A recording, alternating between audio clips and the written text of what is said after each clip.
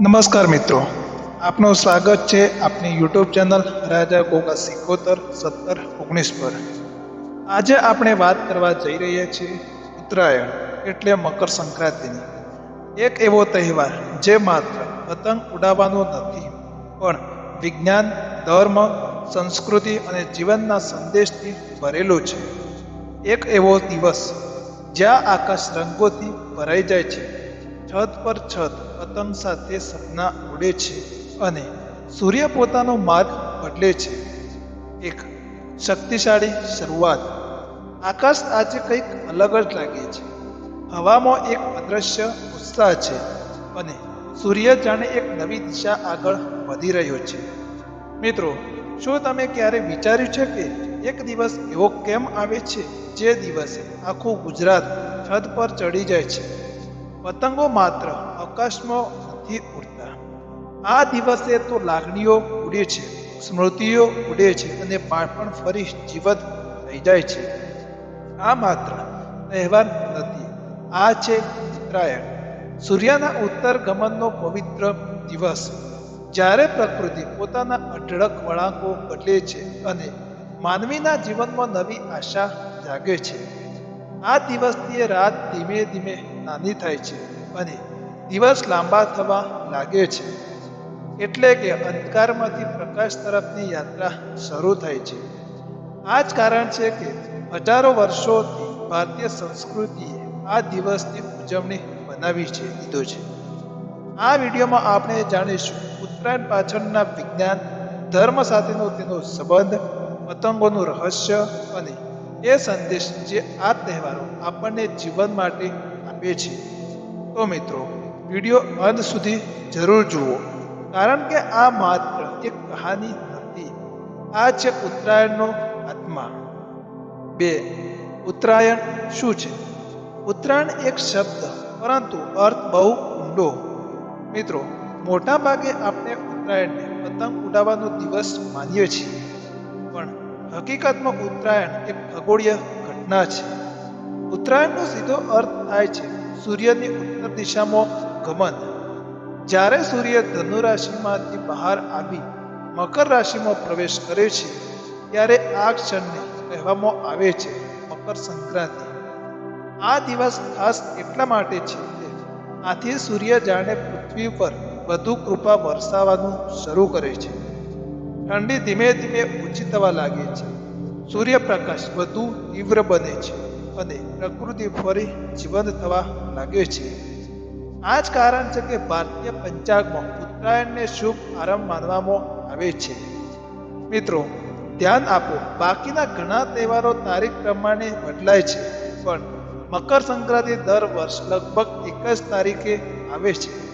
કારણ કે આ તહેવાર ચંદ્ર પર નહીં પણ સૂર્ય પર આધારિત છે. અથવા એમ કહી શકાય કે ઉત્તરાયણ માત્ર એક તહેવાર નથી, આ છે સમય અને સૂર્ય વચ્ચેનો પવિત્ર મિલન. અને જ્યારે સૂર્ય દિશા બદલે છે, ત્યારે માનવીએ પોતાની દિશા બદલવાની પ્રેરણા મળે છે. 3. ઉત્તરાયણનો વૈજ્ઞાનિક મહત્વ. ઉત્તરાયણ માત્ર શ્રદ્ધાનો વિષય નથી, આમાં વિજ્ઞાન પણ એટલું જ મજબૂત છે. મિત્રો, જ્યારે સૂર્યની પ્રકાશ પોતાની કક્ષા ભરતી હોય છે, ત્યારે વર્ષમાં એક એવો સમય આવે છે જ્યારે સૂર્યનો માર્ગ બદલાતો દેખાય છે. આ ક્ષણથી શરૂ થાય છે ઉત્તરાયણ. વિજ્ઞાન અનુસાર આ સમય પછી સૂર્યના કિરણો ઉત્તર ગોળાર્ધ પર વધુ સીધા પડવા લાગે છે. એનો સીધો અસર થાય છે તાપમાનમાં ધીમે ધીમે વધારો, દિવસ લાંબા થવા અને રાત ટૂંકી થવા. આ બદલાવના માત્ર હવામાન સુધી સીમિત નથી, તેનો પ્રભાવ માનવ શરીરમાં પણ પડે છે.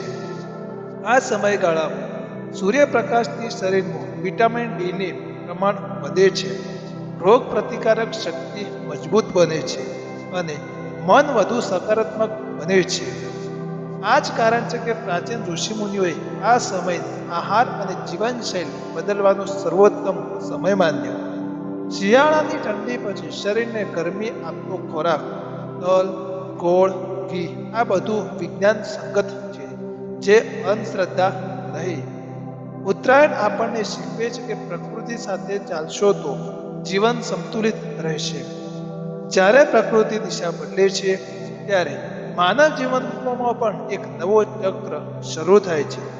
અત્યારે તમે સમજી શકો છો કે ઉત્તરાયણ માત્ર આકાશમાં પતંગ ઉડાવવાનો દિવસ નથી. આ છે વિજ્ઞાન અને સંસ્કૃતિનો સુપ્રસિદ્ધ મિલન. 4.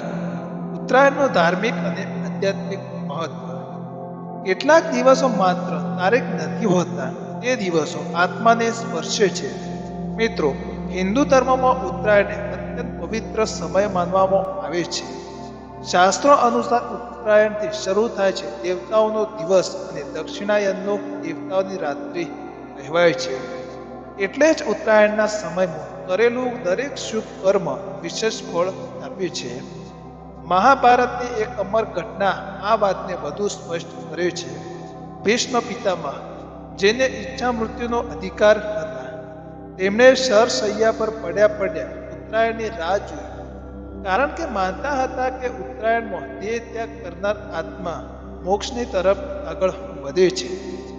આ દિવસથી પવિત્ર નદીઓમાં સ્નાન, દાન, જપ, તપ અને પુણ્ય કર્મોનું વિશેષ મહત્વ છે. ઘણા લોકો તલ, ગોળ, કપડાં અને અનાજનું દાન કરે છે, કારણ કે શાસ્ત્રો કહે છે ઉત્તરાયણમાં આપેલું દાન સૌથી ઘણું બની જાય જીવનમાં પાછું આવે છે. આ તહેવાર માત્ર બહારની ઉજવણી નથી, આ છે આંતરિક શુદ્ધિકરણનો સમય. ઉત્તરાયણ આપણને યાદ અપાવે છે, જેમ સૂર્ય અંધકાર છોડીને પ્રકાશ તરફ જાય છે, તેમ માનવીને પણ અજ્ઞાન છોડીને જ્ઞાન તરફ જવું જોઈએ. 5. ગુજરાત અને ઉત્તરાયણ, એક લાગણી અને એક ઓળખ. જો ઉત્તરાયણનું નામ લો તો સૌ પ્રથમ ગુજરાત યાદ આવે. મિત્રો, ગુજરાતમાં ઉત્તરાયણ માત્ર તહેવાર નથી, આ એક ભાવના છે. આ દિવસે એટલે છત માત્ર છત નથી રહેતી અને બને છે ઉજવણીનું મેદાન. સવારથી જ ઘરોમાં તલ અને ગોળની સુગંધ ફેલાય છે. મોઢામાં ઊંધિયું અને જલેબીનો સ્વાદ અને હવામાં પતંગોનું સંગીત. કાપ્યો છે, લપેટ એ કાપ્યો. આ શબ્દ ફક્ત અવાજ નથી, આ છે પેઢીઓથી ચાલતી ખુશી. અમદાવાદ, સુરત, રાજકોટ, વડોદરા, આ દિવસે આખું રાજ્ય એક રંગમાં રંગાય છે. નાના બાળકથી લઈને વડીલ સુધી બધા માટે ઉત્તરાયણ એક સાથે મળવાનું કારણ છે. કોઈ સ્પર્ધા કરે છે, કોઈ શીખવે છે, તો કોઈ છત પર બેઠો બાળપણને ફરી જીવંત કરે છે. ઉત્તરાયણ એ છે જ્યારે મોબાઈલ નીચે મુકાય છે અને નજર સીધી આકાશ તરફ જાય છે. આ તહેવાર શીખવે છે કે સાચી ખુશી સ્ક્રીનમાં નહીં પણ સાથે મળવામાં છે.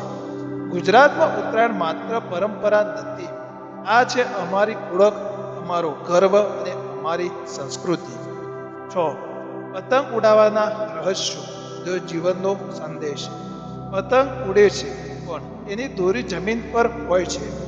મિત્રો, આપણે પતંગને માત્ર રમત તરીકે જોઈએ છીએ, પણ ઉત્તરાયણનો પતંગ એક ઊંડો સંદેશ લઈને ઉડે છે.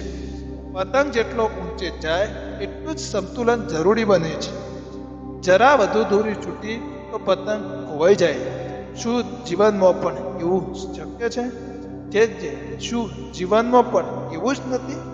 સપનામાં ઊંચા હોવા જોઈએ, પણ પગ જમીન પર હોવા જોઈએ. દોરી એ આપણના જીવનનું નિયંત્રણ છે. વિચાર, સંયમ અને સમજદારી. પવન વિરુદ્ધમાં હોય ત્યારે પણ પતંગ સાચી રીતે ઉડે છે અને જીવનમાં મુશ્કેલીઓ વગર ઊંચાઈ મળતી નથી. ક્યારે પતંગ કપાઈ જાય છે, પણ એ હાર નથી, એ શીખવાની તક છે. આ જ ઉત્તરાયણ આપણને શીખવે છે હારી ગયા પછી પણ ફરી નવી પતંગ બાંધવી. પતંગ ઉડાવતી વખતે આકાશ તરફ જોવું પડે છે અને જે આપણને વિશાળ વિચાર કરવાનું શીખવે છે. પણ સાથે સાથે દોરી હાથમાં રાખવી પડે છે અને એ શીખવે છે જવાબદારી. ઉત્તરાયણનો પતંગ કહે છે, ઉડ સપના જો, પોતાને ભૂલશો નહીં. 7. તલ અને ગોળ, જે સ્વાસ્થ્ય, સંસ્કૃતિ અને સંબંધો. એક નાનું વાક્ય અને અર્થ બહુ મોટો. તલ ગોળ ખાઓ, મીઠું મીઠું બોલો. મિત્રો, ઉત્તરાયણ આવે એટલે તલ અને ગોળ વગર ઉજવણી અધૂરી લાગે.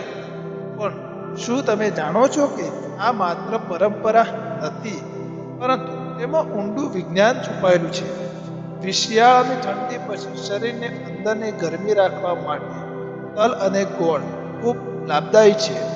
તલમાં છે શક્તિ, કેલ્શિયમ અને તાપ, અને ગોળ આપે છે તાત્કાલિક ઉર્જા અને પાચન શક્તિ.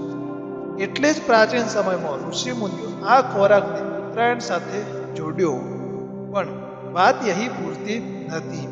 મીઠું મીઠું બોલો એ માત્ર મીઠાઈનો સંદેશ નથી, એ છે સંબંધોનો મીઠા રાખવાનો સંકલ્પ. ઉત્તરાયણ એ સમય છે જ્યારે જૂની નારાજગીઓને ભૂલી નવા સંબંધો શરૂ થાય. તલ ગોળના લાડુ હાથમાં નહીં પણ હૃદયમાં વહેંચાય. આ તહેવાર આપણને શીખવે છે જેમ ખોરાકને શરીરને પોષે છે, તેમ મીઠું બોલવું સંબંધોને પોષે છે. અને આ જ છે ઉત્તરાયણની સાચી મીઠાશ. 8. ભારતભરમાં ઉત્તરાયણ અલગ નામ અને એક જ ભાવ. નામ બદલાય, પરંપરા બદલાય, પણ ભાવ એક જ રહે. મિત્રો, ભારત એવો દેશ છે જ્યાં એક જ તહેવાર અલગ અલગ નામથી ઓળખાય છે. ગુજરાતમાં ઉત્તરાયણ, મહારાષ્ટ્રમાં મકર સંક્રાંતિ, પંજાબમાં લોહડી, તમિલનાડુમાં પોંગલ, આસામમાં ભોગલી બિહુ, કેરળમાં મકરવિહુ. ભાષા જુદી છે, વેશ જુદા છે, પણ ઉજવણી પાછળનો અર્થ એક જ, નવી શરૂઆત. દરેક પ્રદેશમાં આ દિવસે ખેતી સાથે જોડાયેલો છે, કારણ કે ઉત્તરાયણ પાક અને પરિશ્રમનો ઉત્સવ છે. ક્યાંક અગ્નિ પ્રગટે છે, ક્યાંક સૂર્યને અર્પણ થાય છે, ક્યાંક મીઠાઈ વહેંચાય છે. પણ એક વાત દરેક જગ્યાએ સમાન છે, આભાર વ્યક્ત કરવાનો ભાવ. ભારતની સંસ્કૃતિ યહી દેખાય છે, ભિન્નતા વચ્ચે એકતા. ઉત્તરાયણ આપણને શીખવે છે કે અમે અલગ હોઈએ તો પણ જોડાયેલા છીએ, અને આ જ છે ભારતની સાચી ઉડાન. 9. આધુનિક યુગમાં ઉત્તરાયણ પરંપરા અને ટેકનોલોજીનું મિલન. સમય બદલાયો છે, પણ ઉત્તરાયણનો આત્મા હજી પણ જીવંત છે. મિત્રો, આજે આપણે ડિજિટલ યુગમાં જીવીએ છીએ. મોબાઈલ, સોશિયલ મીડિયા, રીલ્સ અને લાઈવ સ્ટ્રીમ. પણ ઉત્તરાયણ આવે એટલે સ્ક્રીન કરતાં આકાશ વધુ આકર્ષક લાગે છે. આજે પતંગ સાથે કેમેરા પણ ઉડે છે અને છત પરથી ઉજવણી આખી દુનિયા જુએ છે. આંતરરાષ્ટ્રીય કાઇટ ફેસ્ટિવલ જેવા મહોત્સવમાં ગુજરાતની ઉત્તરાયણને વિશ્વભરમાં ઓળખાય છે. નવા પ્રકારના પતંગો, ગ્લાઇટેડ પતંગ, ડિઝાઇનર ફિરકીઓ, પરંપરામાં નવીનતામાં જોડાઈ જાય. પણ એક સત્ય આજે જ પણ છે, ઉત્તરાયણ પરિવારને જોડે છે. આ દિવસો મિત્રો સાથે મળવાનો, હાસ્ય વહેંચવાનો અને વ્યસ્ત જીવનમાંથી થોડી ક્ષણો દોરી લેવાની છે. આધુનિકતા વચ્ચે ઉત્તરાયણ આપણને યાદ અપાવે છે કે ટેકનોલોજી મહત્વપૂર્ણ છે, પણ સંબંધો અણમોલ છે, અને આ જ છે પરંપરાની સાચી જીત. 10. ઉત્તરાયણ જીવન માટેનો શાશ્વત સંદેશ. દરેક સૂર્યાસ્ત પછી એક નવો સૂર્યોદય ચોક્કસ આવે છે. મિત્રો, ઉત્તરાયણ માત્ર એક દિવસની ઉજવણી નથી, આ એક વિચાર છે, એક દિશા છે. જેમ સૂર્ય દક્ષિણ તરફથી ઉત્તર તરફ વળે છે, તેમ માનવીની પણ નિરાશામાંથી આશા તરફ વળવું જોઈએ. જીવનમાં જ્યારે બધું અંધકારમય લાગે ત્યારે ઉત્તરાયણ આપણને કહે છે, થોડી રાહ જુઓ, પ્રકાશ આવી રહ્યો છે. પતંગ ઉડાવતી વખતે આકાશ તરફ નજર રાખીએ છીએ, પડે છે, પણ દોરી હાથમાંથી છૂટે નહીં. આ જ છે જીવનનું સંતુલન. ઉત્તરાયણ આપણને શીખવે છે કે પડ્યા પછી ફરી ઊભું થવું, હાર્યા પછી ફરી પ્રયત્ન કરવો, અને તૂટ્યા પછી ફરી સપનાઓ બાંધવા. આ તહેવાર પરિવારને જોડે છે, સંબંધોને મીઠા કરે છે અને દિલને હળવો બનાવે છે. તો આજે જ્યારે તમે આકાશમાં પતંગ જુઓ ત્યારે યાદ રાખજો, એ માત્ર કાગળ નથી ઉડતો, તમારી આશાઓ ઉડે છે. આ ઉત્તરાયણ તમારા જીવનમાં નવો પ્રકાશ, નવી દિશા અને નવી ઉડાન લઈને આવે છે. તો મિત્રો, આ હતી આજની અદ્ભુત જાણકારી. આશા છે કે તમને આ વિડીયો ગમ્યો હશે અને કંઈક નવું શીખવા મળ્યું હશે. જો વિડીયો રસપ્રદ લાગે હોય તો લાઈક, શેર અને સબસ્ક્રાઇબ કરવાનું ભૂલતા નહીં. આગામી વિડીયોમાં ફરી મળીશું વધુ એક નવી અને આધ્યાત્મિક વાત સાથે. ત્યાં સુધી ખુશ રહો, સ્વસ્થ રહો અને જાણવા માટે જોડાયેલા રહો. જય ગોગા સિકોતર.